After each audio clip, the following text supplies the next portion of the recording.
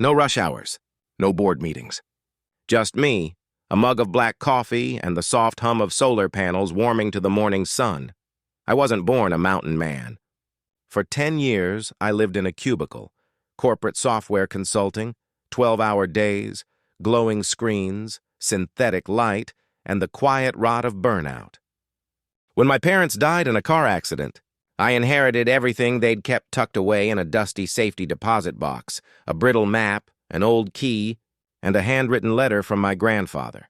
It led me here to 2,400 acres of wild Montana forest my grandfather bought in 1963 for $800 and a handshake. He wasn't rich, just stubborn, with a carpenter's hands and a miner's eye for value.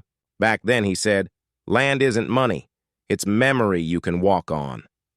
He'd carved this place from nothing, built trails, dug a well, raised a cabin from trees he felled himself.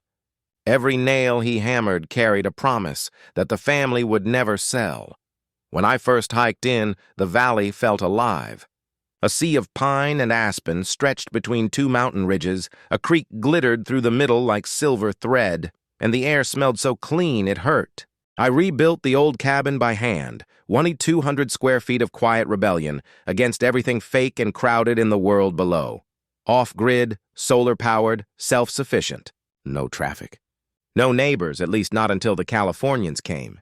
At first, it was just whispers of new money. Drones buzzing overhead. Survey flags nailed into trees that had stood longer than I'd been alive. Then came the signs. Future site of Clearwater Estates. Linda Whitmore's project.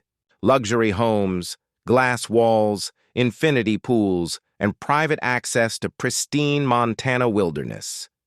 I was the wilderness, apparently. She built 32 houses before the valley started fighting back. Hawks stopped nesting near the construction site. The creek ran cloudy with runoff, and suddenly, the woman who sold paradise started looking at my cabin like it was a blemish on her perfect brochure. Still, I kept to myself.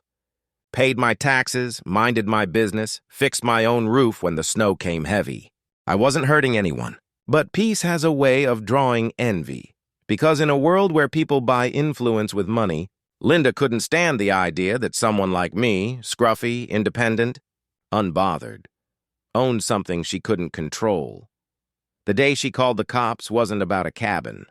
It was about power. She thought I was just another hermit with a wood stove and a mortgage.